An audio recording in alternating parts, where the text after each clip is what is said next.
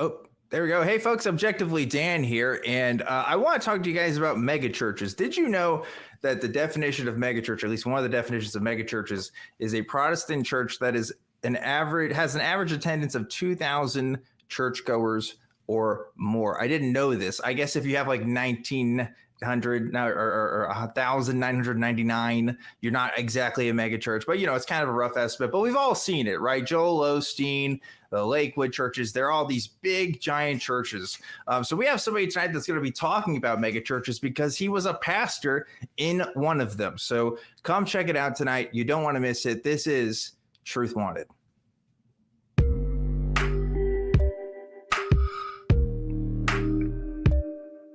And welcome back to the program, everybody. I'm Objectively Dan, and this is Truth Wanted, the live call-in show that happens every single week, Fridays at 7 p.m. Central Time. We talk to people about what they believe and why. Every single week, I always try to have a special guest. This week is no different. It is Darante LaMar, folks. Darante, welcome to Truth Wanted.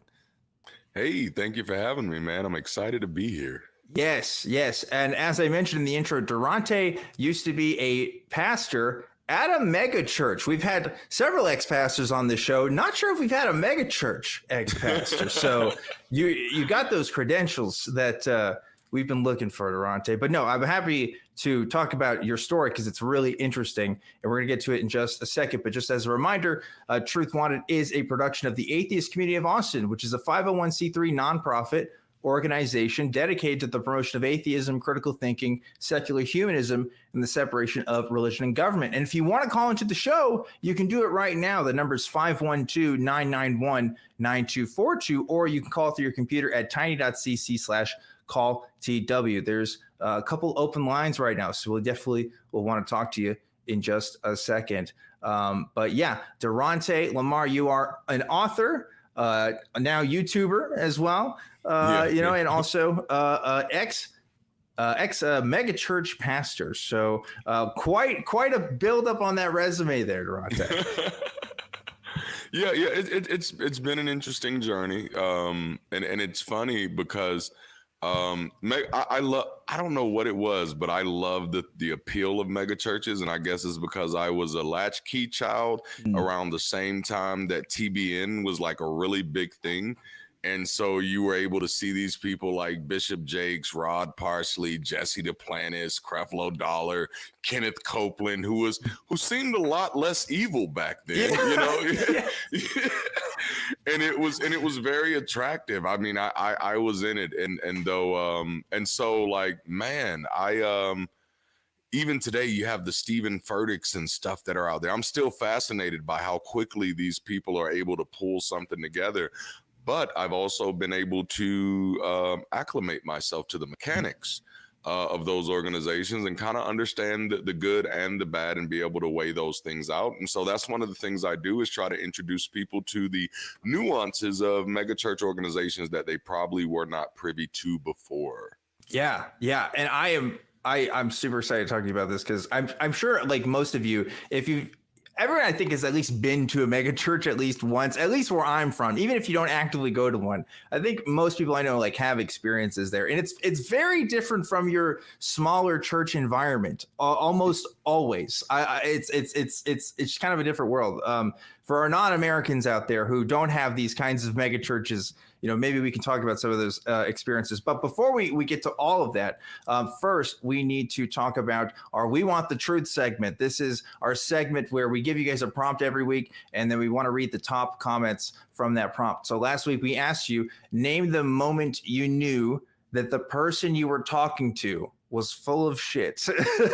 And here are some of our favorite answers from that. Number 3 comes from Lynn Price, who says, not so much lying to me, more lying to herself. My sister, quote, it's spiritual discernment, unquote, when I asked how she knew the YouTube preacher could be trusted. Yeah, spiritual discernment is a term I certainly heard a lot, and I'm sure you have too, Darante. Oh, yeah. Yeah. I've used it a few times myself. Yeah.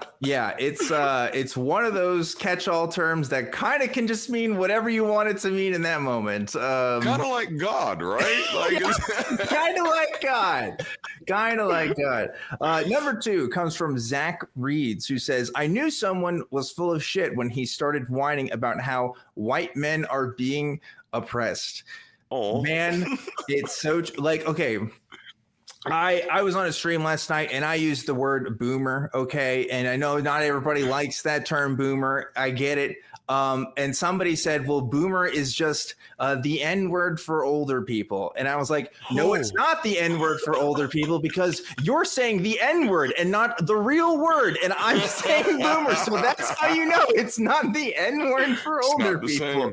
Not really the same thing. One of these things are not like the other. One of these things is not like the other. Yeah. So, words do matter. And also the concerns and interests of white people maybe quite don't matter as much as they used to. And that maybe that's a good thing. So, just my take.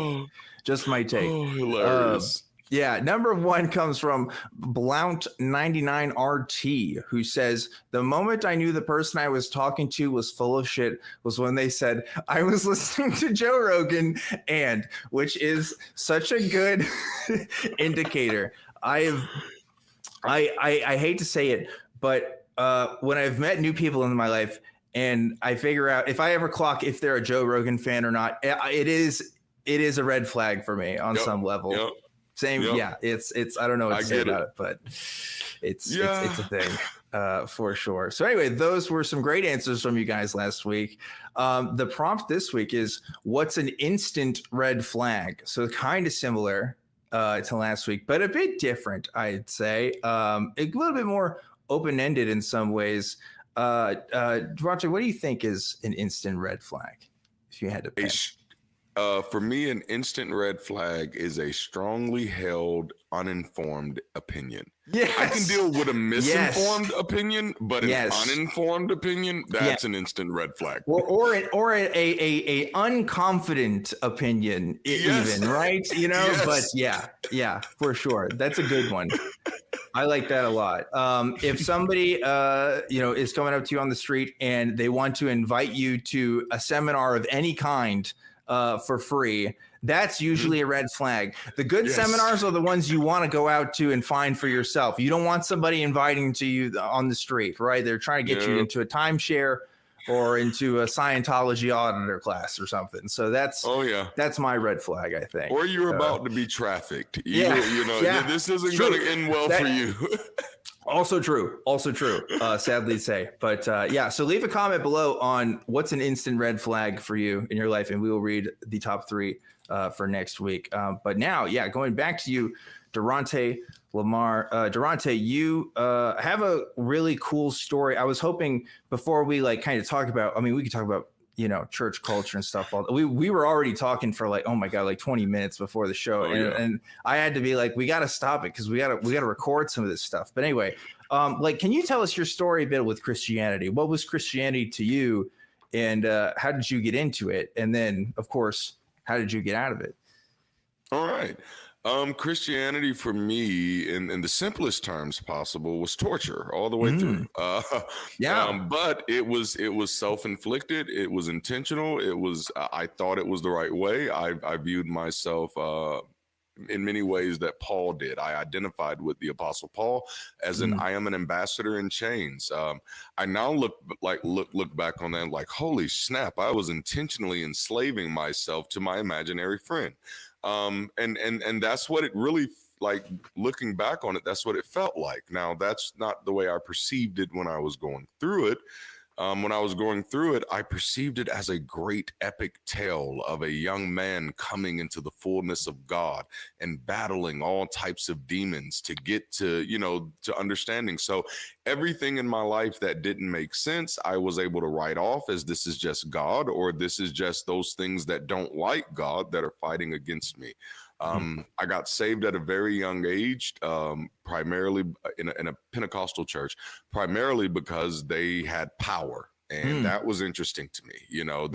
They cast devils out of my mother, and she was kind of a horrible person. So I was like, ooh, somebody who can change this woman, I'm down for serving this person. That was the Man. first moment that I was like, oh, God might be real. Prior to that, I was like, no, there's talking snakes in this Wow. book. So you were like, yeah, this woman did have a demon in her and they helped her with that problem. That's interesting.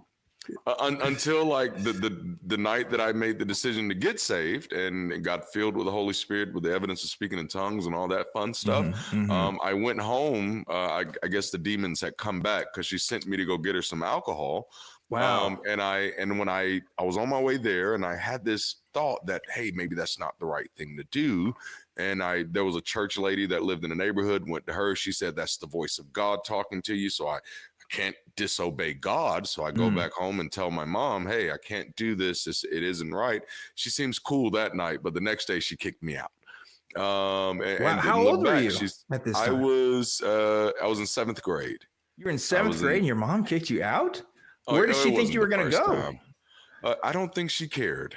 I don't. Wow. And just to give some context to that, at that time, my mother was battling drug addictions, and which. Yeah, I could say a lot about that, but it was I don't think she cared. Even to this day, these are not things she has ever apologized for. Her mentality has been it was a sickness and I've been forgiven, so these aren't things that I have to apologize for, or these aren't things that I have to rectify. And that's literally her approach to life to this day.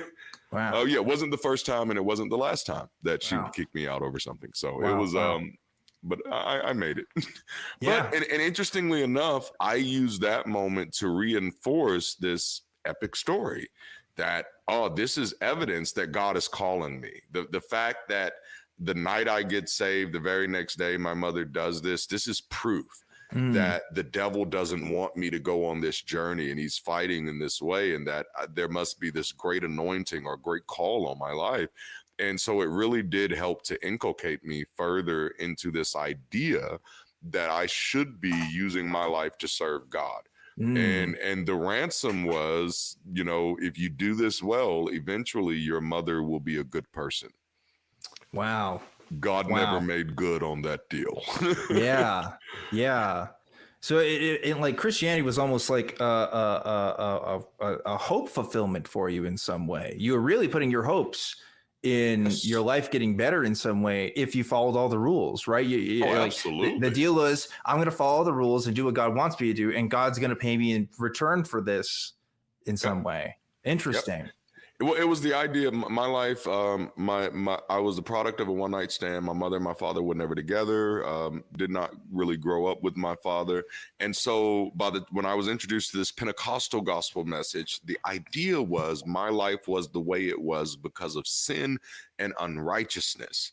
And so that then if I became a beacon of righteousness, I could pull my life from that. I could rescue myself from those things. And that was the only hope to make sure that my life didn't continue that way, was to give my life to the Lord Jesus Christ. Because when people manage their own lives, oh boy, they're not good at it. And that was the gospel for me. Yeah. That people suck at managing their own lives. Yeah, we're born sinners. We're born with a sinful nature.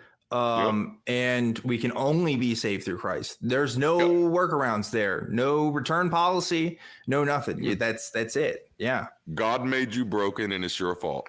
Yeah. or it's still it's not even that too. It's like you're born broken in some way. Like you're not even like you didn't get a say in it whatsoever. It's not like if you believe in a traditional theology, it's because some people a couple thousand years ago messed up. Like it's not even on you. It's a generational curse, pretty much. Nothing you can do about it, man. Yeah. You can't help it. You know? Which is just obviously super dark in our context. It's torture. But it's torture. Yeah, for sure. So you're going through some stuff with your life, and you find the church has given you something, and something is like manifesting through that. You're basically trying to manifest something through the church, yes, which is interesting. Very much so. So I guess you continue to pursue that in your adulthood. Oh man, I became somewhat of I guess I kind of described myself at the time as a rogue prophet, because I kind of felt like everybody else was wrong. You know what I'm saying? I was like, these people don't get it. Something is wrong. And it was because of, I wouldn't have articulated it this way at that time, but it was me wrestling with my own dissonance that the God you're telling me about does not match the God that I'm reading about, nor does it match the God that you're actually living out. And so through all of these hardships, again, just kind of inculcating this idea that I'm somehow unique, I'm somehow anointed, the devil is really terrified of me. I really kind of convinced myself that I see this differently. And it was actually a beautiful endeavor because it allowed me to wrestle with my dissonance throughout the whole way through. So I often tell people I was deconstructing the whole time. I had been indoctrinated into this. My entire ministry journey was actually pulling this whole thing apart. Because the one thing that became clear to me, and perhaps that's because I was a part of Pentecostal churches in the beginning, is that these other people who were trying to lead me in it didn't know what the hell they were talking about. That became clear like very quickly. Like they were like making shit up on the fly. And I was just like, well, that's not in there. I don't see how you're tracing this to this. And so I then began, that kind of made me feel indebted to finding a way to interpret this in a way that was helpful, and that was in a way that Christ really intended and that God really intended. And so I really spent my life in this type of revival culture, that I am here to draw men's hearts back to God and to show them the truth of the love of God in this all-consuming fire, and to introduce them to that, not through the persuasive words of man's wisdom, but through the demonstration of God's power. And so Listen literally to this from man. middle This school man to high was definitely school, a pastor. This man was definitely up on the pulpit. You hear what he's spinning up here right now. Yeah, absolutely.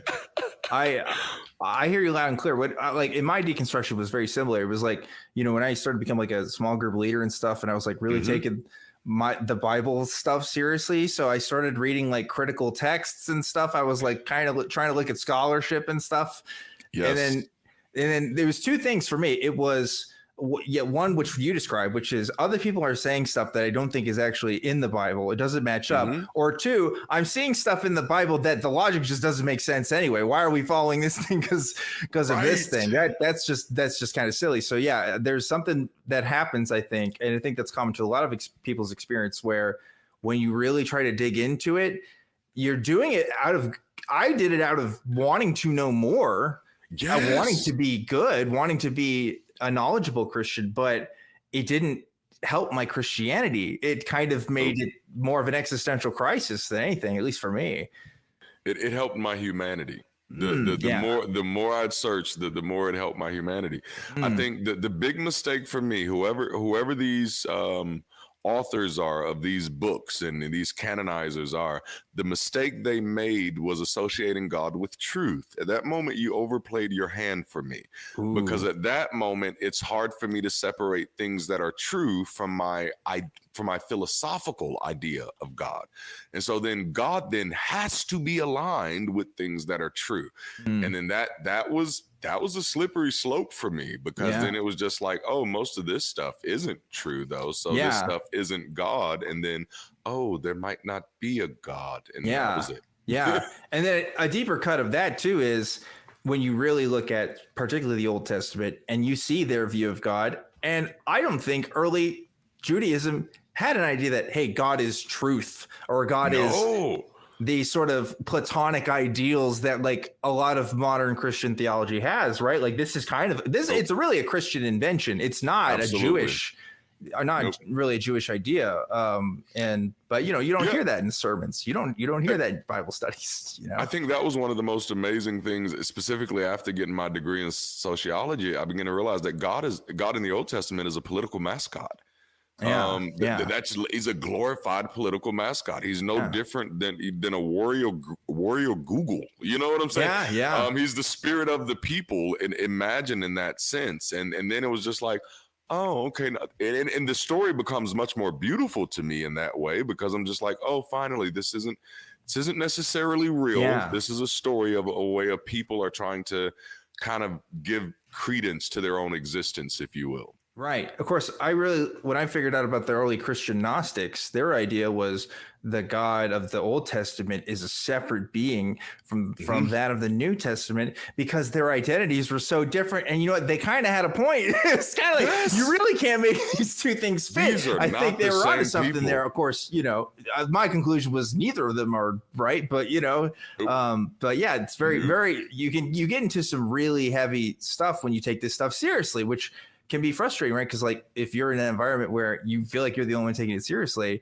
it can be hard to relate to the people around you in some ways and lead to that disillusion. So fast forwarding bits, because first of all, Rogue Prophet sounds like a fucking cool ass, like that's like a Star Wars ship right there.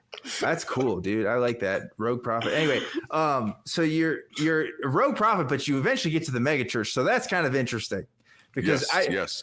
Now, Darante, I don't mean any harm in saying this, but it doesn't sound very rogue if you're going mega church. Right. It sounds pretty mainstream. But well, I think what you have to consider is that I grew up in a place called Dothan, Alabama.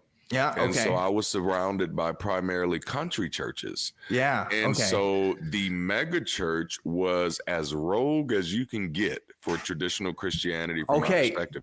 You know what? Like, fair. I'll give you that.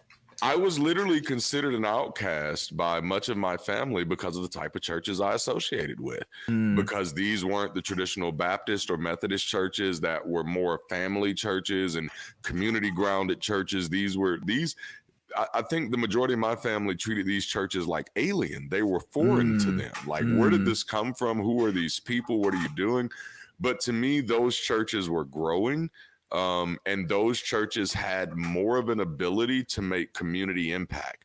And that's what the gospel meant to me. The more traditional churches, to me at that time, the way I saw it, they had got so caught up in tradition that they had become kind of useless to people. These were the type of churches that if you came in too late, someone would be holding the door to make sure that you couldn't get in.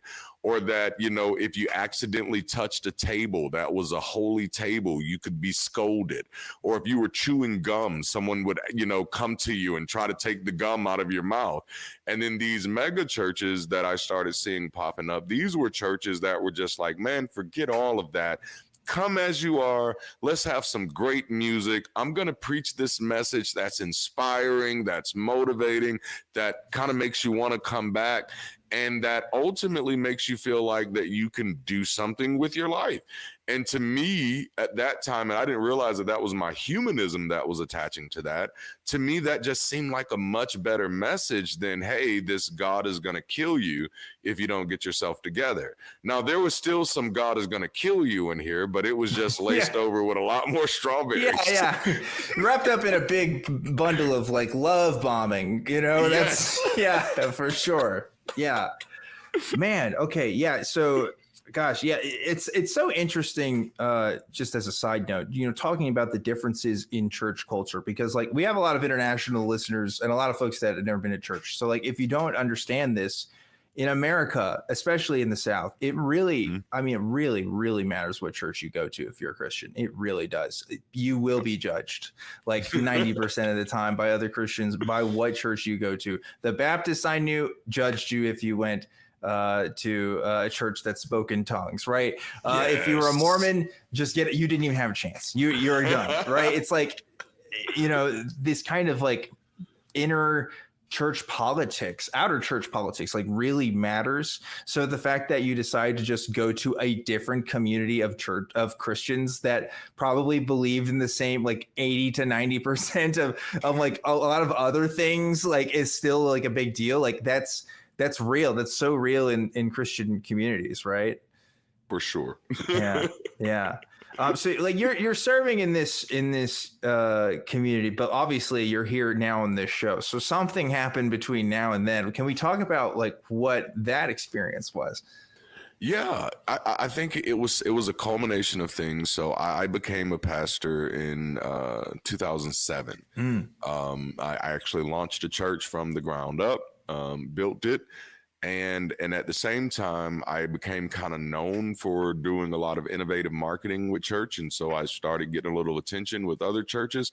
And so that's actually how I got into, even though I was mentored by a lot of mega church pastors, like I don't know how I could say some names. I don't know if people would know them, because I realize outside of that world, nobody knows these people.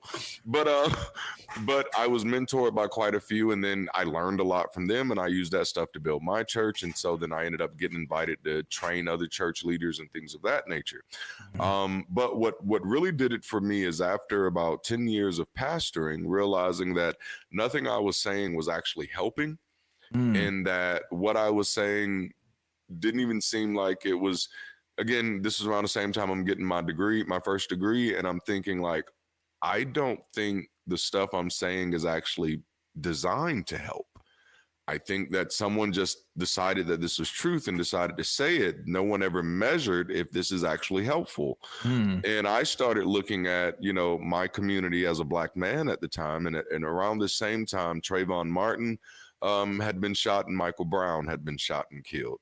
And then I was looking at my role as a community leader, not just a pastor, and realizing many of my contemporaries at that time were publicly vocal, but intellectually absent from trying to do anything to make a difference at all. And then I actually realized, the more and more I even tried to engage the conversation, that it was a non-starter. It was a non sequitur. And then I began to wrestle with the weight of, is it possible that my religious beliefs have restricted me from being applicable to my community and actually paying attention to what's going on? And at that moment, I didn't want to be a pastor anymore. At that moment, because it was that, coupled with everything that I had experienced prior to then, and even looking at my own life as a Black man in America, I was not in a good place financially, marriage-wise. It was horrible, and I was like sugarcoating it with faith that way. But after seeing those two kids, again, my last name is Martin, so Trayvon Martin, and I had two boys at that time, and wondering, like, oh, what if this ever happened to my kids? What would my faith mean to me then? It was so much that the whole house of cards came down, and I actually had a conversation with myself that said, Darante, you've never believed this. You've given this the best that you could. You tried to be faithful. You don't have any evidence to stick to this, and you've lived by this the best that you can, and it has absolutely ruined your life. Wow. You have all the evidence you need to walk away, and no one can judge you for it. And that was my last day as a Christian. That was my last day as a believer. That is, I mean, that takes a strong sense of self-conviction, right? So like, I'm an ex-Christian myself, but I didn't build a church. Like I didn't, you know what I mean? I didn't pastor to a community like that. Like that must have been psychologically really hard to like reconcile with you. It was like being born again. That was, those are literally the best way I can explain it. I had to literally give myself permission to start over, and to allow myself to honestly engage the world, and to give myself permission to judge that world. And if I'm wrong, to give myself permission to grow. And that was hard. It was literally like starting over as a baby and saying, hey, look at the world, and it's okay. And you might get it wrong. What you think, it may be wrong, but that's a lot better than pretending that you knew what it was. Yeah. Yeah. So I imagine this must have went absolutely super well with your church community, and everybody just thought it was great that you decided to do this, right? That must have been what happened. Oh man. I had never experienced persecution before until I stopped being a Christian. It's amazing. Yeah. Wow. Yeah. Oh, yeah. Yeah, I can imagine. It was difficult. I lost a marriage out of that. Of course, I lost everything I knew about life was different after that. I lost even family members who were never supportive of me as a pastor, disconnected from me. After that, I was everybody's black sheep, and honestly, I don't say that with sadness in my heart. It was the most liberating experience of my life. It was the illusion fading away. And that was the only thing, you know, that was the only thing I'd ever really wanted. I want to know what's here and what's not. I want to believe in as many things that are true as possible and as few things that are not. And in that case, what I realized is that it was hard to wrestle with at the time, but it was like, oh, you don't have a family. These people were never healthy, you know, and that's not their fault. I won't say it's their fault, because I am like an extreme responsibility person, but I'm not gonna hold them responsible for that. That's up to them to hold themselves responsible for that. Right.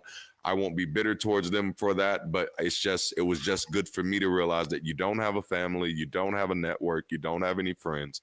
So you need to get intentional about building your life and doing what it takes to enjoy your life and have a meaningful life. And that was liberating for me. It was just like, all right, I'm ready to live. Let's go. Yeah. I think you've just outlined like 80 to 90% of reasons why people don't leave right there. Because I mean, your life changed in a very probably more radical ways than most people's, but I still think it like is exemplary of what a lot of people have to go through when they realize this thing, for many of us, a thing that has been a thing for our whole lives, is just bullshit. And you just have to say it out loud. And just saying that out loud is terrifying, because how many people have wasted so much time, if that's true, right? If it really isn't all there, if there really isn't somebody watching over us and our steps aren't planned out, then we're all just kind of winging it. And that is terrifying for a lot of people. I mean, you know, a lot of people have asked me, well, why didn't you leave this thing sooner? Why didn't you realize this stuff was crazy? And it's not about the logic sometimes. Sometimes it's just about the emotional stability that this stuff can give you, right? Absolutely. Having a defined role in a community, having a sense of guided plan or purpose for your life, right? Well, I think one of the things that people often forget is that community is often how we validate ourselves. And so if I'm getting ready to attach myself to something that my community does not support, what happens to my validation? What happens to my sense of self-esteem? The truth of and in these type of communities, one of the biggest things you pull from them is you don't trust yourself. Don't trust yourself. And so exactly. If you lose that community you're told validation, that's all. Over and over again. Kind of like a cult. Sorry, putting it out there. That's what it is. I'm not going to say cults don't do that, because they certainly do.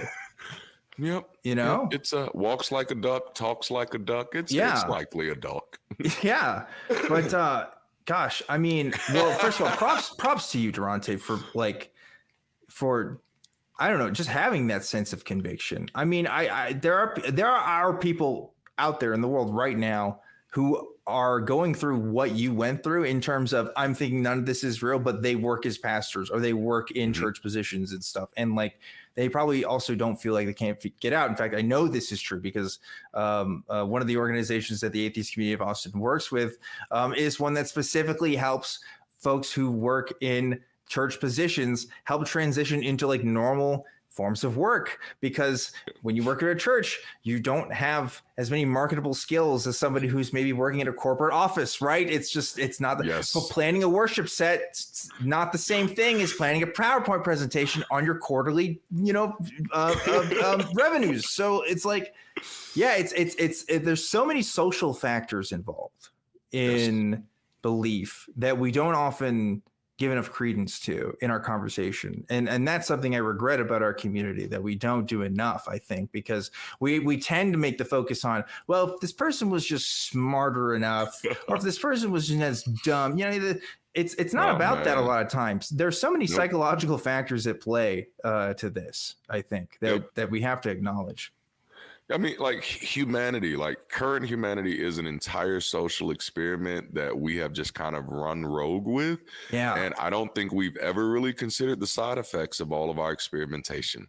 Yeah. And that's a lot of what we're wrestling with out here. And so I do try to give people a lot of grace, unless they're trolls, then all the grace is gone. But other than that, I do try to give people a lot of grace, because we do have to understand that people are formed by their families, and it's not even just their families. Culture is so big, and I wish it would be a bigger conversation, especially in the States, because over here, God belief doesn't just come from your house. It doesn't just come from your church. It's a part of your public education. It's a part of your media. It's a part of what you see when you're in the mall. It is literally, it is so normalized that you absolutely feel like something is wrong with you if you don't identify with that. And that's the pressure that anybody who's having questions is having to deal with. Yeah, absolutely. Speaking of questions, we might have some questions from some callers that I think want to talk to us right now. We got a couple of people that have been waiting patiently to talk to us. You ready to talk to some folks, Darante?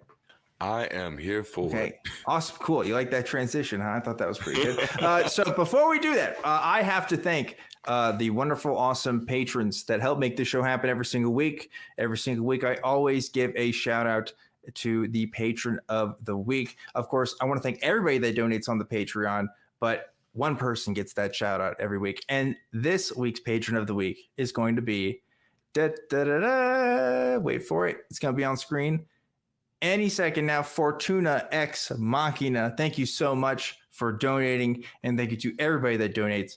You guys rock. Just a reminder as well, you can give super chats today on the live stream, and I will be reading them out as long as they are YouTube appropriate, of course. And we actually have a couple super chats that have been coming in right now that I need to read. One of them is from Connor Runda, who gave $5 and said, "Thanks for the newest episode over with Zod. Been watching it recently and it's hilarious." Was it Slante Buds? I don't know what that is. That must be a greeting in a language that I don't know. Yeah, last night I did. I'm not going to lie, guys. Probably one of my best streams I've ever done in my life with Prophet Azad over on Zadanza, a show not affiliated with the Atheist Community of Austin. But if you like me and you want to see it, go check it out. I rip into this. Okay, I'll give a brief synopsis. Last week we talked about a Christian comedian. That Christian comedian copyright claimed our video because we used some of his stuff, even though it was a transformative work. And so instead of giving the man ad revenue, we just spent the entire stream last night just roasting the fuck out of this man. It was my Meet the Grams moment. I'm not gonna lie.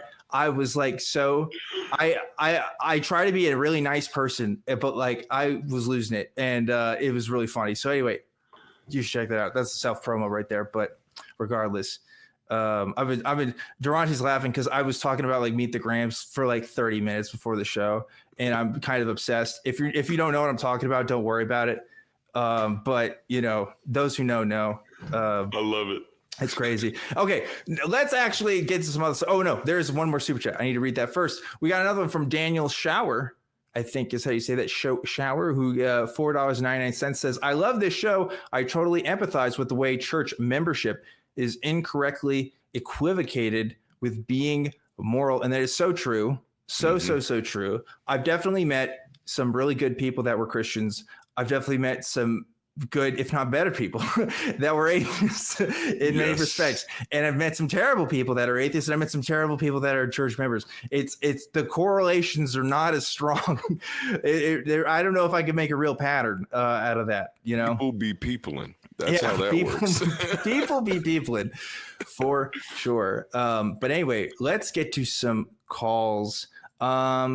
We got some interesting ones. I think we'll talk to this theist caller first. We have a theist, Bradley, who's calling in from North Carolina. Bradley, you're live on Truth Wanted. What's going on? Hey, how's it going? Going good, Bradley. How can we help you today? I've been in your chat here with a bunch of these guys, and you know, I'm a pantheist to begin with, so you know that just means that some of us believe that the universe or the fabric of the universe could be God. Okay. So let me start with that.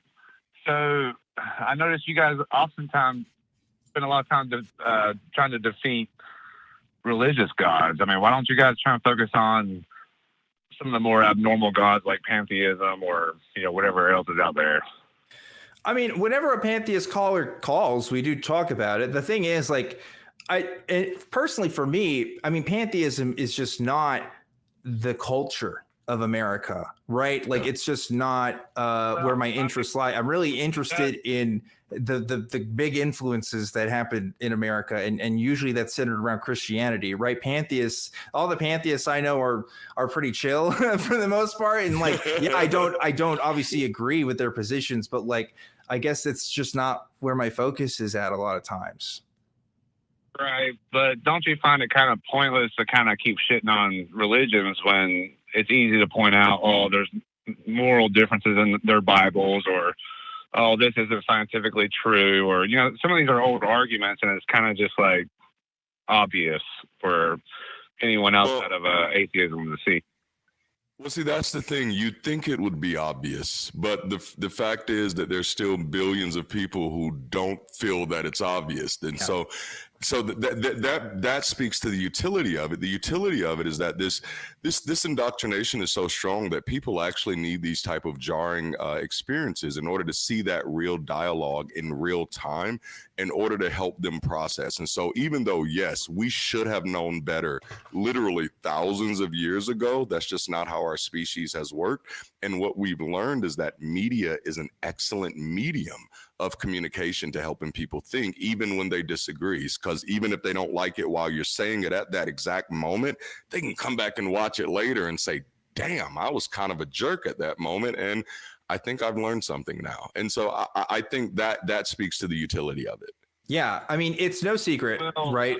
We have a lot of folks who watch our show that are atheists. In fact, I'd say for most of the show's viewing, we probably have more non-theists that watch than theists. But the theists that do watch are interested, and when they're engaged, they do learn stuff. I know this because we get emails every week from people who engage with it, and we've had people say, yeah, my mind has been changed from it. In fact, several people who are volunteers with the Atheist Community of Austin were folks who watched Atheist Community of Austin shows and are part of the community because of it. So like to say that it's just obvious and that there's no use to this, it may be to you if you're like really tuned into the culture, but this is new stuff for a lot of people. And that's one of the big reasons why we talk about it, even though for some of us, yeah, it may be old because we talk about it a lot, but like every single week, I'm always coming in with the mindset that somebody new is watching this, and I have to approach it that way. Anyway, go ahead, Bradley.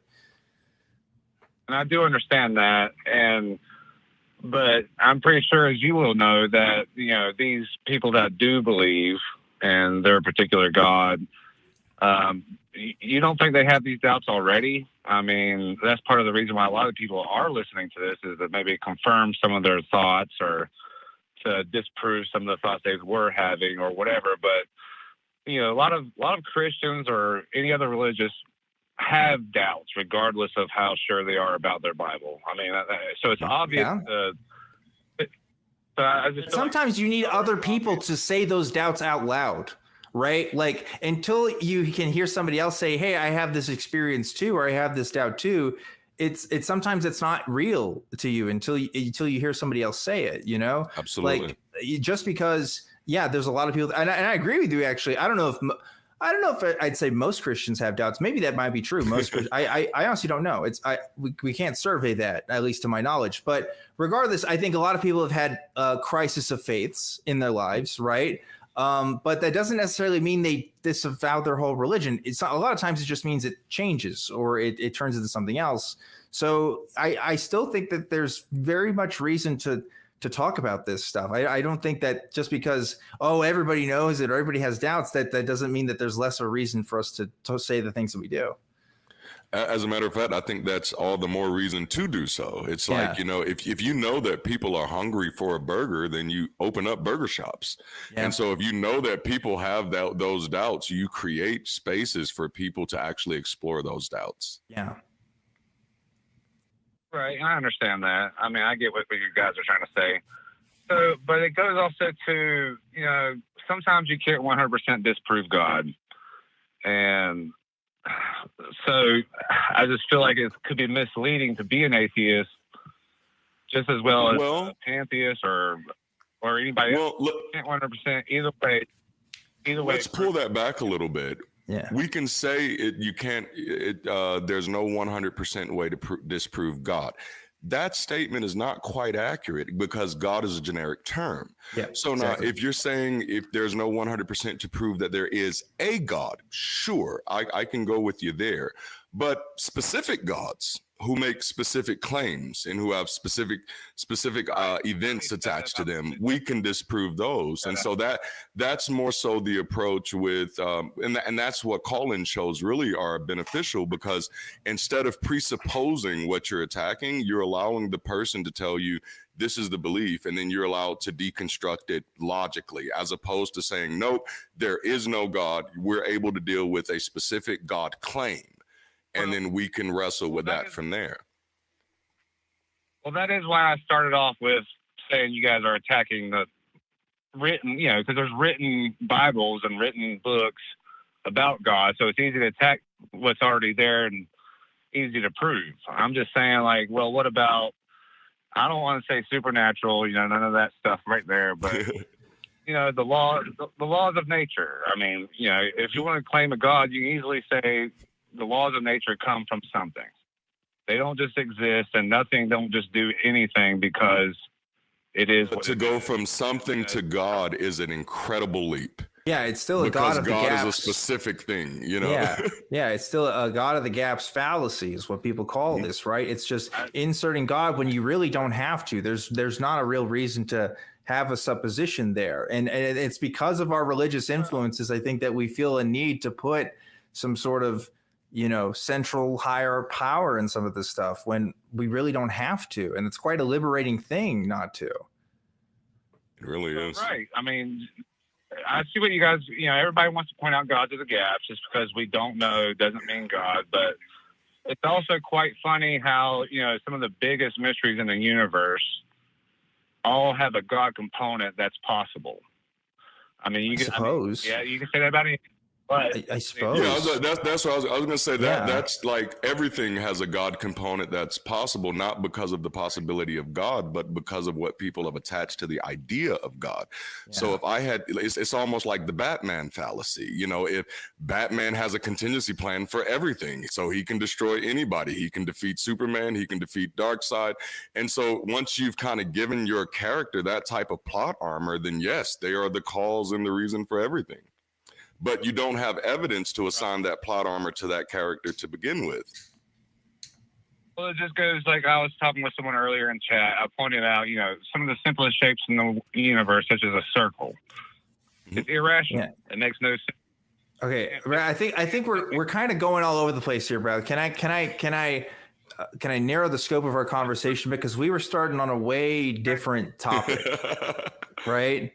Well, I'm giving examples of things that don't make sense in a universe that supposedly makes sense. So, sorry. No, that's okay. Yeah, go ahead. Just quickly, what I like to give you there, anytime you think of things that don't make sense in a universe, always quantify that with, it doesn't make sense to me.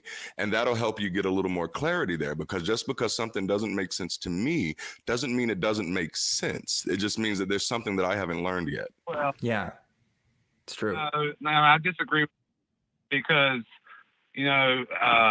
geometry is based off circles and getting and making shapes. So without a circle, you couldn't even have some of these other shapes, or at least some of the base knowledge to even get to that point.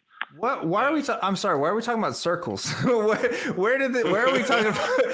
Where did the circles come into this, Bradley? What's going on?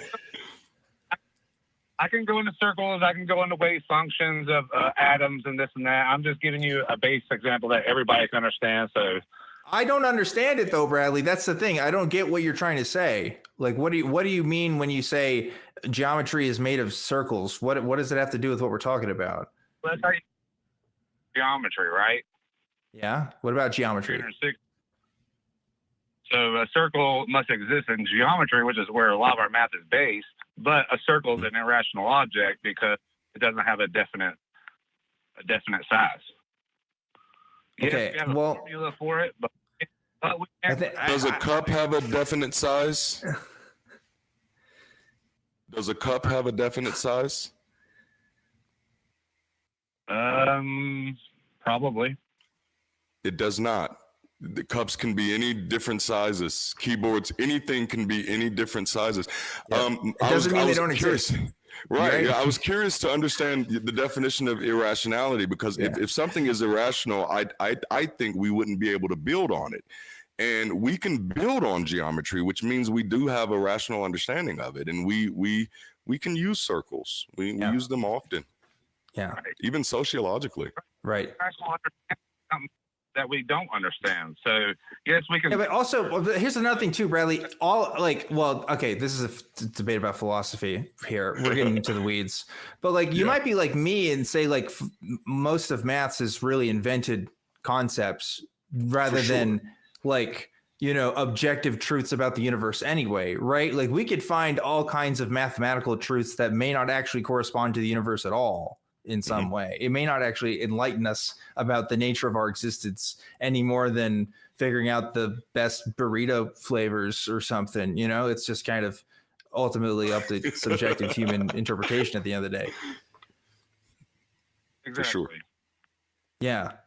But just so that just goes back to my point. So yes, math can explain the universe, but it doesn't explain why the universe does what it does. So if you want not necessarily, no. But Bradley, here's the thing, and we got to wrap things up because I got some other callers I want to talk to. I don't have to have a complete explanation of the universe to necessarily reasonably conclude that particular gods don't exist, right? And I think Darante brought this point up earlier. If we found that there was a new religion sweeping the nation and it was about a new kind of God that made some new specific claims, this literally happened with Mormonism, by the way, kind of like, you know, and it's affecting our politics and it's affecting the way that we live our lives. There's going to be those of us that say, hey, we need to speak out against this because this isn't real. Right. And like, you know, regardless of how much we can know about the metaphysics of the universe, we still have lives to live that affect the daily practicalities. Right. And that's what I'm interested in talking about. And Christianity is, you know, the most common denominator when it comes to that. Of course, we talk about Islam and stuff, too. But like growing up in America, that's really our primary concern. And just even from my perspective, just real quickly, the thing to me, Bradley, is that I really do enjoy questions like these, but I enjoy questions like these and conversations like these with people who are actually doing the work to get those answers. Yeah. And so like, if you think that there's something out there that's greater, I would absolutely love to read your research on it, your experimentation on it, because, hey, I am not against believing that something out there is higher than me and greater than humanity. I just need to see evidence for it. I love the thought experiment, but I'd really love to meet some people who are actually doing the actual experiments so that we can have the conversation. Well, it's all. Yeah.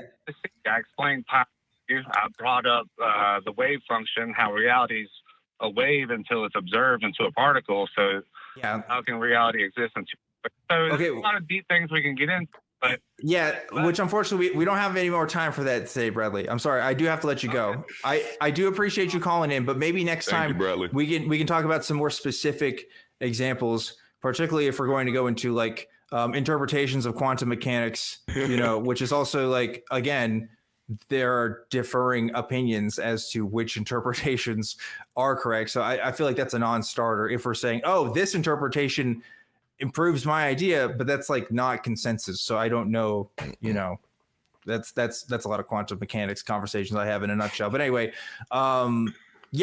otherwise we kind of got into a lot of places there, but we did good places, maybe I'd say fun places for sure. Some would say. Many people have said many such cases. They've been good. Okay, so we got some other interesting calls. I want to see how many other folks we can talk to. We're going to go take another left turn here. We're going to talk to Connor, who's talking to us from Florida. Connor, you're live on Truth Wanted. What's up? Hey, Dan. Hey, Darante.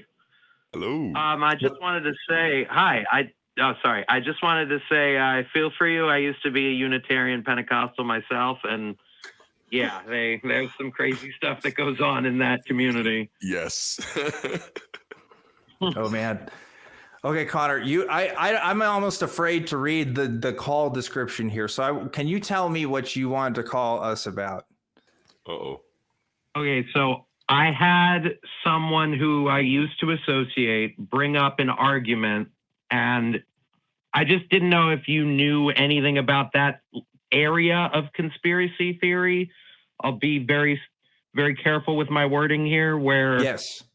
the basis of the description was, well, the person that is claimed to have used cremation techniques couldn't have done as much as he did because our cremation techniques now are so far advanced and it still takes too long. Okay, yeah. So let me put this into better context, because I know you're trying to do me a favor, Connor, by being careful with your words and not having like YouTube like flag our videos for any nonsense, right? But we're talking about conspiracy theories specifically related to the genocide of Jewish people in World War II, right? So there's a very often touted theory, idea that the numbers, particularly the 6 million number that is a common consensus amongst those who study this part of history, say it is an inflated number, and that it couldn't be, because if you count out all of the smokestacks, that come from these camps and stuff, it couldn't work. And interestingly, I went to Amsterdam in March, where I proposed to my girlfriend, my fiance, and I went to the Anne Frank Museum. So not only did I get some interesting stuff. Oh, where's my book? I got a cool book from it too. But anyway, obviously, if you watch the show, I tried to hear up on some of these kinds of conspiracy theories so I can understand them and debunk them when necessary on the show. The biggest problem with this idea that we can't actually have this number of people that are killed is because not all of them were sent to concentration camps that were killed. I think a lot of people need to understand this. A lot of people were just straight up murdered, first of all, in these camps. And the reason why we have to have such a broad estimate is because while we do have paperwork for a lot of the folks that were taken to camps and were, taken from their families, we don't have paperwork for everyone, which is super incredibly sad. So this idea that we can't fit all these people into these camps because of this and that is silly. Another thing too is at camps, a lot of them didn't have to die from cremation. A lot of them didn't have to die from cremation at all. A lot of them just died from starving to death. Or a lot of them just died because they were shot. Like, there's a lot of other deaths that are accounted for when we're talking about this period of history that unfortunately conspiracy theorists don't like to take into account or would just straight up ignore.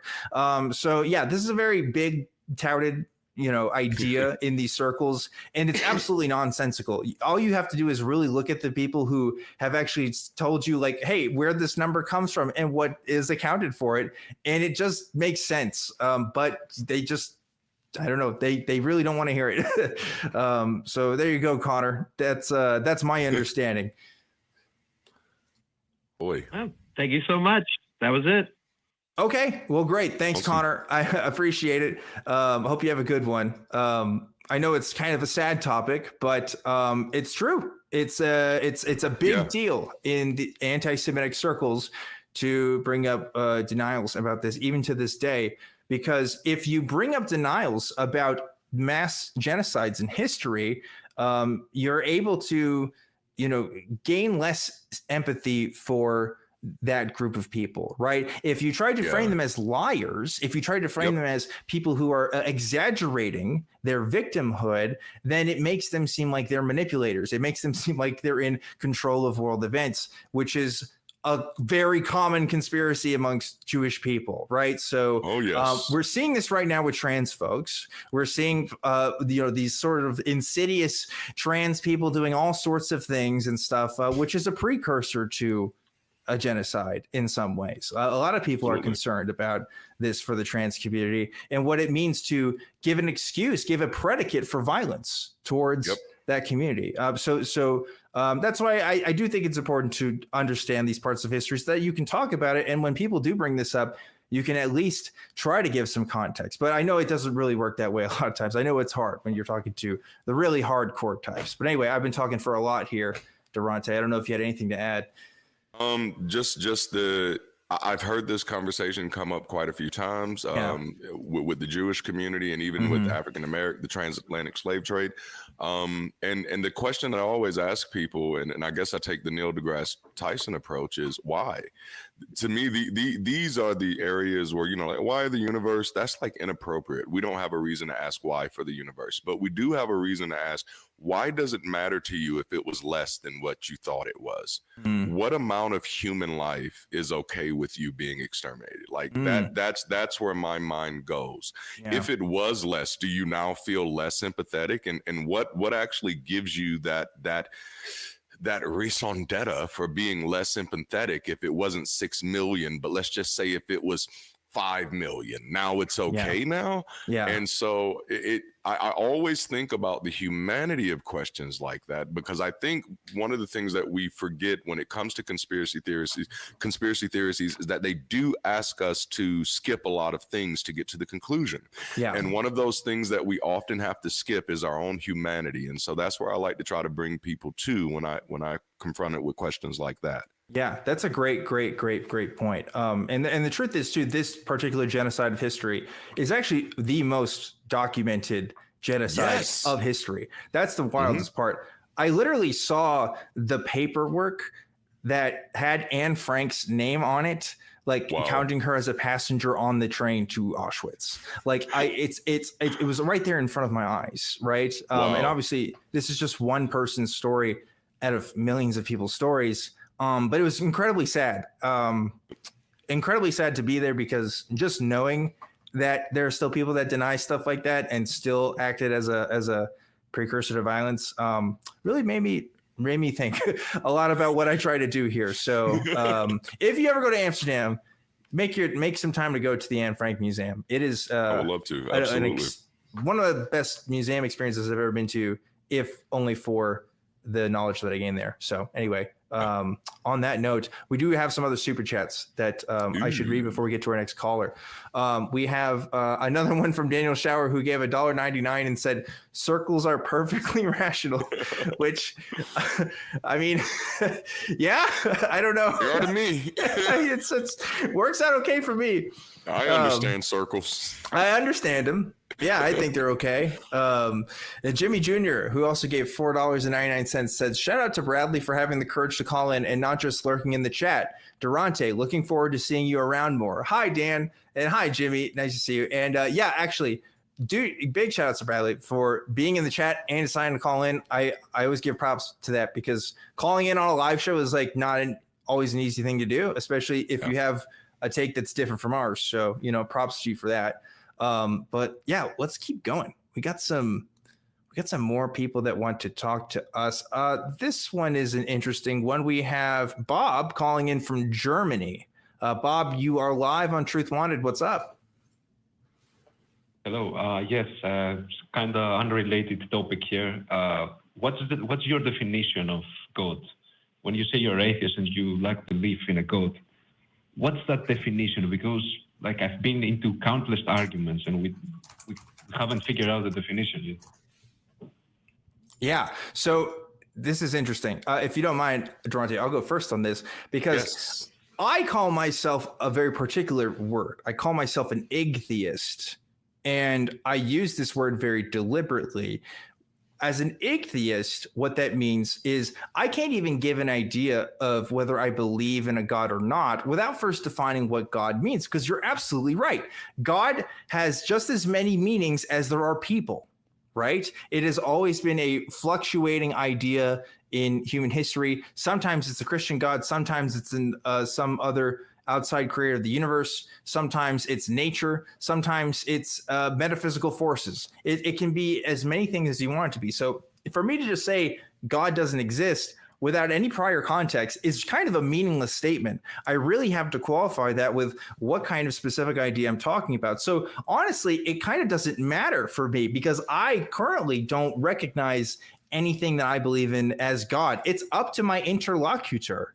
In other words, it's up to the person I'm talking to really define that for me, and for me to understand whether I believe in it or not. If somebody says, I believe in God, and I ask, okay, well, what's your idea of God? And they say, oh, it's nature. okay, well then I guess I believe in God too, because I believe in nature, right? But normally that's not what I mean. For most folk, that's not what they mean, right? A lot of times it's a God of the Bible or some other similar kind of concept. So it really all just depends on the context. I don't think you can like take in one definition of God and say, oh, I don't believe in it, and then it's just universal for all things. That's why I use that word atheist to describe my beliefs or lack thereof. So there you go, Bob. Darante, what about you? Yeah, I'll take a line from the evangelicals and say God is extremely personal, and so for every person, God means something extremely different to. And so for me, when I came to the conclusion that I no longer believed in God, it was a very specific God that I no longer believed in. But it was coming to that conclusion that also brought me to the place that I was less likely to believe in any God that had a story similar to that God, which then kind of said, okay, well, all the Abrahamic faiths gods, probably I don't believe in them. And then I also came to that place where I don't have any evidence for anything supernatural. I've heard a lot of stories, and I've even had a lot of experiences, but I now have somewhat of a neurological, psychological, and sociological understanding of those experiences. So I no longer have an evidence for the supernatural.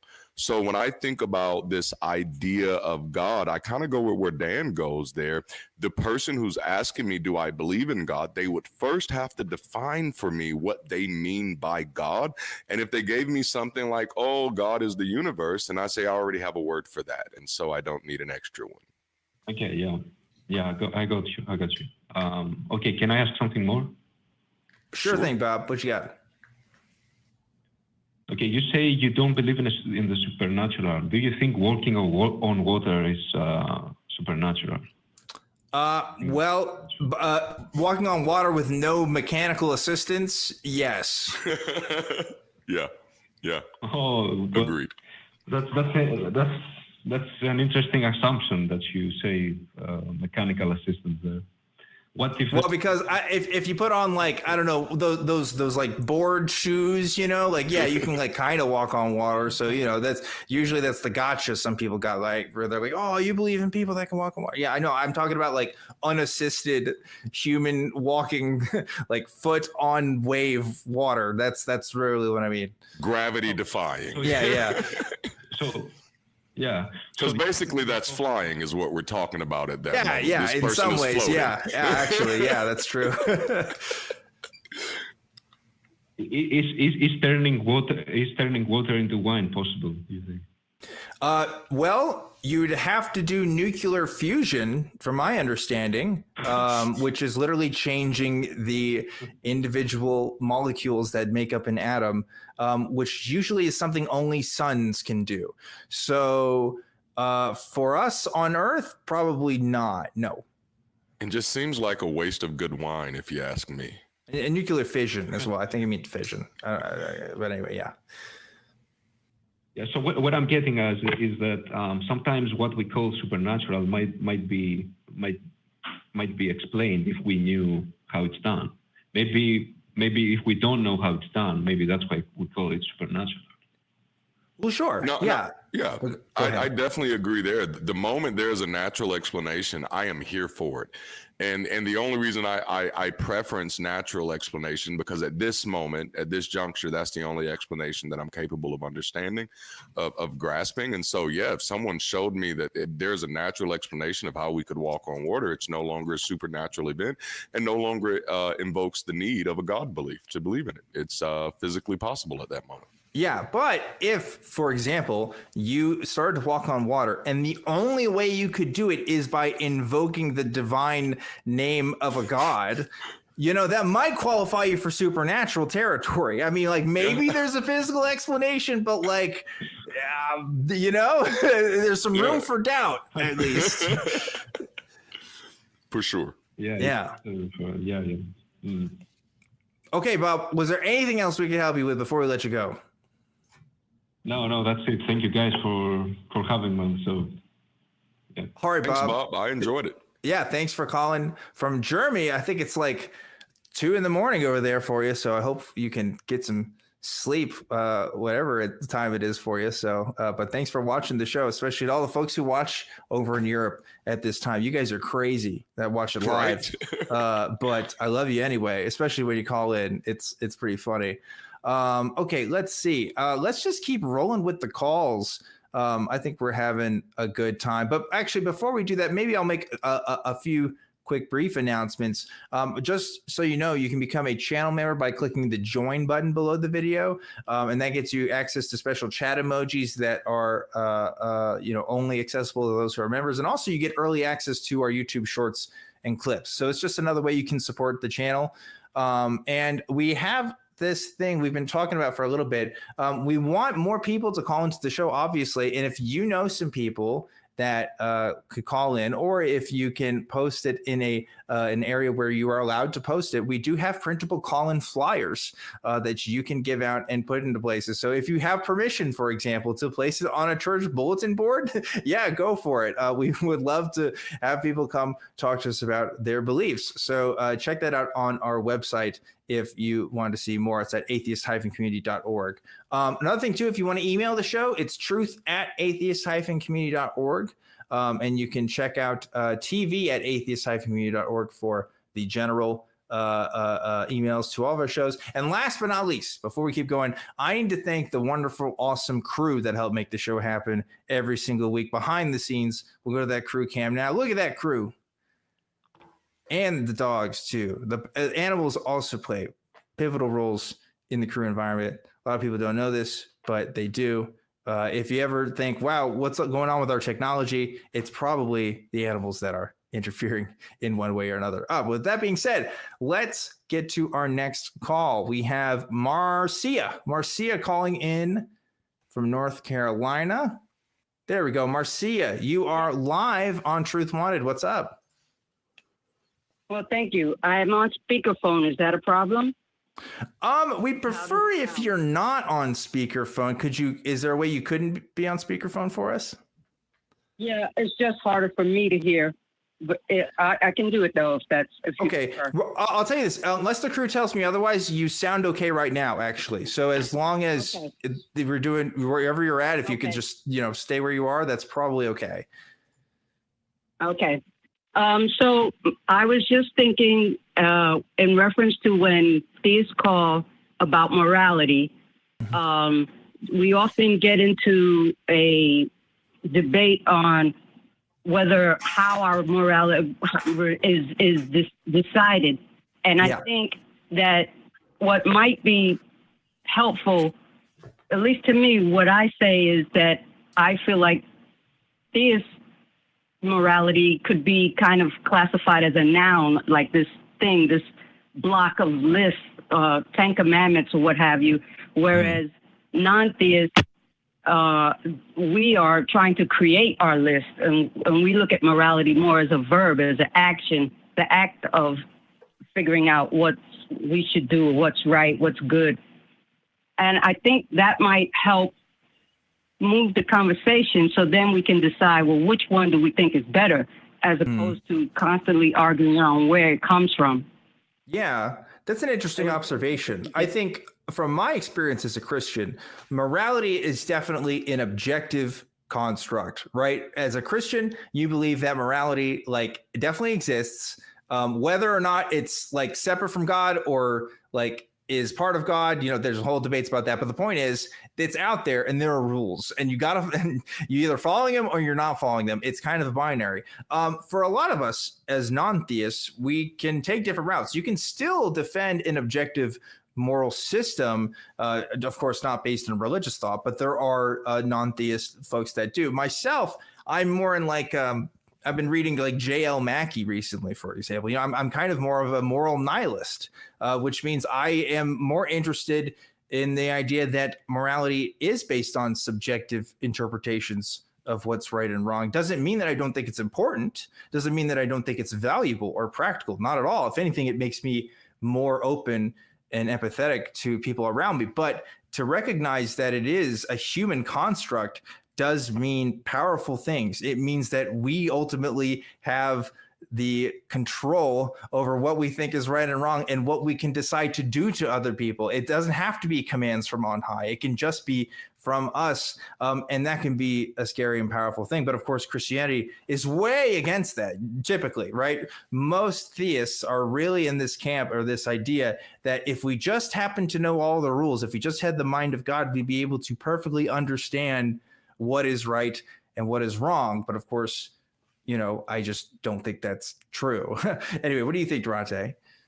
I know a big wrestle for me, a big struggle for me was that I actually could never separate God's morality from human morality. It was an absolute mirror. God's morality looked so much like the morality of humanity that once I actually separated from this belief system, I can't even imagine commands ever coming from on high. It's always seemed to come from us. So I am more prone to see morality as something that is subjective, but I don't have a struggle with that because our entire experience is subjective for the most part. It's almost really hard to define what exactly is objective in this universe outside of the subjective language we've used to describe the objective. So it's an interesting thought experiment there. But no, it's obviously a conversation we get a lot, like, where do you get your morality from? And as a parent, I've raised 4 children and I watched them develop each of their own morality. And in the most simplest terms, they got it from realizing what they didn't like in life. And so if I do this to my sibling's not going to want to play with me. So I'm not going to do that anymore. And to me, that's one of the most beautiful ways you can see how human beings develop our ideas of subjective morality. Yeah. Marcia, what do you think? Well, that always frightens them because they feel that humans can be just as bad as they can be good. And even though their God does the same thing, in their minds, it's really a weird thing because as people are becoming more skeptical, your brain starts to work differently, and it's a weird thing when you're having a conversation with them. They don't see certain things. Certain things don't click. And I think maybe saying that would move them away from, I'm going to find this thing and challenge the thing that you're getting yours from, and say, there's always a problem with the way you get your morals, because it could be, anybody could do anything. Whereas if you move it and say, well, I don't think morality is a thing that I get. I think it's a thing that I do, that we do together. And so it's different than what you guys are doing. And lastly, I'll let you go. I wanted to say to Bradley, he said that we are atheists are attacking theists, or really it's theists that are attacking non-theists, because they are saying you guys are bad because you're not doing these things that we say you're supposed to do. So they're attacking us, and we're trying to say, hey, I mean, I don't want to worship. I don't want to worship. That's not a good thing. Bowing down, being on your knees, and so. I hear, Marcia. I hear. If atheists were the majority in the world, we would be punching down if we were doing this show. I don't think we're punching down. I really think of this as a self-defense. It is kind of that way, right? Yeah. Supremacy sickness. That's what it is. Yeah, I appreciate that perspective. Guys. Thank you, Marcia. Thank you for your call. Thank you. Yeah. Marcia is right. It's interesting because viewing morality as a communal activity is also kind of a fascinating construct. I mean, I was going to go into some different directions. What came to my mind was, of course, Friedrich Nietzsche very famously talked about Christianity as a slave morality. I think this is why people are really afraid of Nietzsche, because his ideas about the Übermensch was that, like, we have to be this self-fulfilled person through our own goals and our own needs, and that's the exact opposite of what Christianity teaches. Christianity teaches a submission and to something, and famously using that metaphor as kind of I don't know, a hard thing to realize when it's like, oh yeah, I guess I am just kind of following a set of cultural norms. Christianity teaches you that you're separate from the world. No, you're just in your own world. Like that's you just got your own little. You're still here. Yeah. But anyway, a lot to be said about morality there. Any other thoughts on that though? No, Darante. None that jump up. That's always such a big conversation, right? Yeah. But I did like that aspect of it being like a communal agreement, a communal arrangement, because it does kind of tie back to a social contract, and ultimately that's where that lies. It's morality is something we define together, not one person defines it themselves. But that's pretty much every construct we have as a species right now. Politics is something that no one can define themselves. Race is something that no one can define themselves. All of these things, currency is something that no one can define themselves. These are all the products of a highly social species. Yeah. It's hard too, because arguably, I think talking about ethics with an atheist and a Christian is maybe one of the hardest things to talk about, which is unfortunate because it's obviously one of the most important, right? Because it's what we base our entire lives on. But like to really even begin to scratch the surface, you kind of have to like know the history of ethics. You kind of have to know like these different thoughts and ideas and stuff. And it's hard to even get that part of the conversation going, at least in the conversations that I have with folks. People are mostly familiar with the way that they grew up.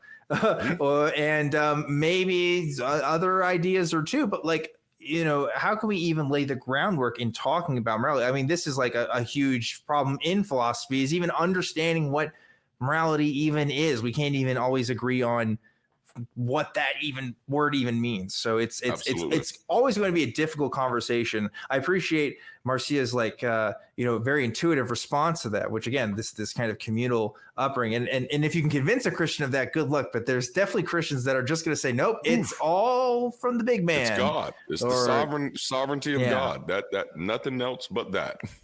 Yeah, for sure. Okay, I think we got time for one more call here. And folks, we are going to be going to the after show and hanging out for just a little bit. Darante said yes. He said he's going to do it. So I'm holding him to it. I'm saying he's going to do it on the show. That means he's going to feel embarrassed if he doesn't. That's okay. If you can't, that's right. It's fine.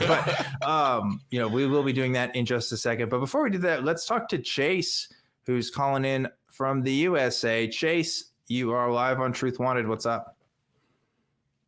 Hey, fellas. Thanks for taking my call. Thanks for the show.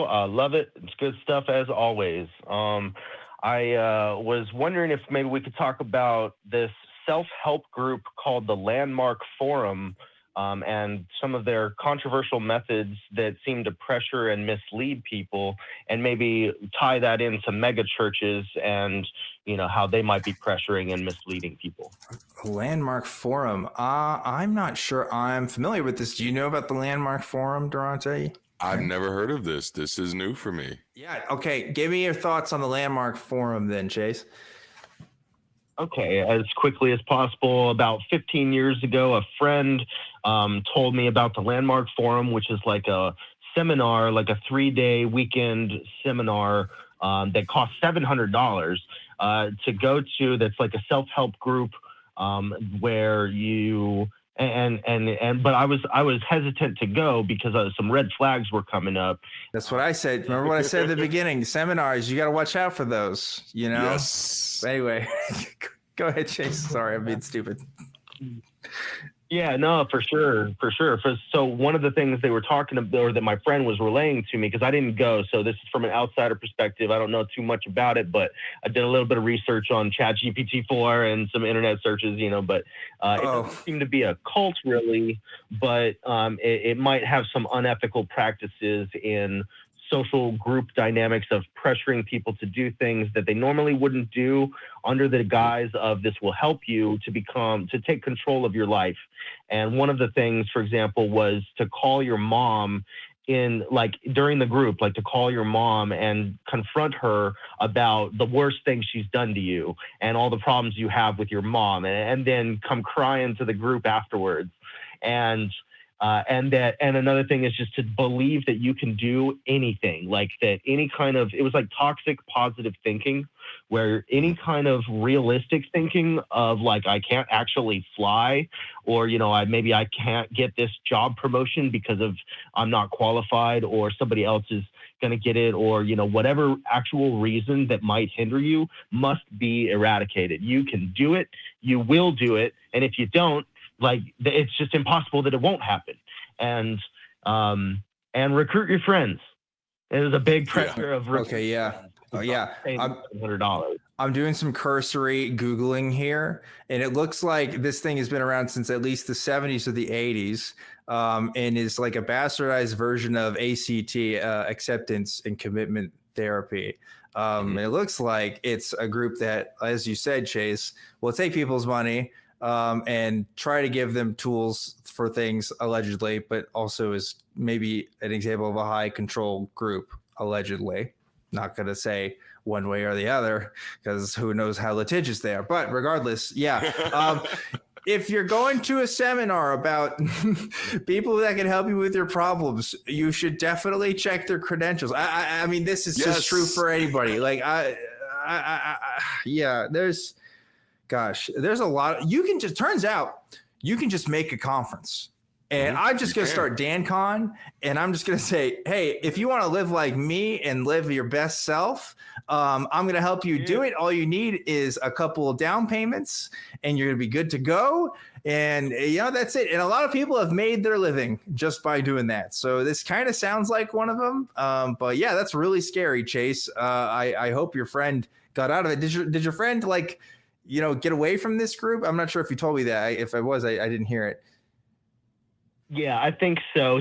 I don't think he went for a follow-up, or he might have went and then left midway or something like this, or just wasn't impressed because I instilled some seeds of doubt, if you will, just some skeptical, critical thinking of like, why would they charge so much? If they want to help you, why are they charging so much? Yeah. Yep. Yeah. I'm seeing some things on Google. None of them are good. Unfortunately, you talked about something here, Chase, I don't know too much about. I say too much. I don't know anything about. But I the most I can say is, yep, sounds like a bad idea. And I'm glad that you can at least bring it up. And maybe we can warn some other people who are hearing about this now on the show to not get involved in anything like that, right? Yeah, I can't speak too much to Landmark. I have don't know too much about them, but I will say this is one of the reasons I describe myself as not necessarily anti-religious, but anti-superstitious, because it's that type of magical thinking that I really want to find a way to attack, because people are very deceptive and manipulative. With people who are looking for a way to make their lives easier and a way to do things. And so it is very much predatory behavior in my opinion. And it is like coming in literally there's typically a lot of pressure in environments like this with the FOMO, fear of missing out, or if you don't do this way. And then I always kind of teach my kids, always know when you're being sold. And anytime someone is selling me self-help, just something about that sentence doesn't make sense. Yeah. So you selling me self-help, something about the sentence just doesn't, the math isn't mathing. Yeah. I agree. When I was in college, I attended, I was like looking on job sites and stuff, and I found this thing about how you could potentially like sell textbooks or sell some stuff. And I had to go to this like class to learn more about it. And I went to this class and I learned more about how the system works. Okay. Turns out they make you go to other places, sometimes other countries, without a place to stay. And you have to you have to go door to door until you can find somebody to let you in, and you can stay with them and like continue helping with the business. Like that's actually part of their plan. It was like, what is this? Anyway, you can just find the craziest MLMs out there. I don't know. There's all kinds of that stuff. But I think we're going to start wrapping things up here. So Chase, thanks so much for calling into the show and sharing that experience. And good job on you for helping your friend out there, because everybody goes through hard times, and sometimes really bad opportunities look like good ones when you're hungry and when you're trying to when you're trying to, get out of a bad place in life, right? So with that being said, I want to give a big shout out and thank you to Darante for being on the show today. Folks, Darante just a cool dude. Like, man, your story is so wild. If people want to find out more about your story and more about your other stuff, where can they find you at? Man, you can find me anywhere on social media with Darante LaMar. That's my name everywhere, and pretty much the main place I'm active is YouTube. I'm an old guy, so I just talk on YouTube. Awesome. Well, that's great. Yeah, definitely go check it out. And hey, if you want to go talk to Darante right now, we are going to go to the Atheist Community of Austin fan-run Discord server in just a second. It's tiny.cc/ACD Discord. We're going to do a quick Q&A with the folks. You guys, it's not recorded and it's not on the air. So if you just want like a quick meet and greet, that's what we're going to be doing right now. So go check that out if you're watching this live. But if you're not watching this live, hey, come watch us live. It's fun and there's a chat and it's really cool. And then we do the after show sometimes, and it's just a cool different time. So try to make it if you can. I also want to reiterate thanking our backup host, Kelly. Kelly is already in the Discord episode, so thanks, Kelly, for doing your thing. And a reminder as well, the prompt this week is, what is an instant red flag? Comment on the video, and your comment might be read next week if we think it's good enough. And now, finally, it's time, Darante. Wisdom, words of wisdom. What's your words of wisdom for tonight before we close out? My words of wisdom are, I'll keep it simple, and that is keep rising. Against all odds, keep rising. Manifest. Keep rising. Keep rising. I like it. Folks at home, remember to keep rising. I'm Objectively Dan, and I also say always keep wanting the truth. I'll see you next time.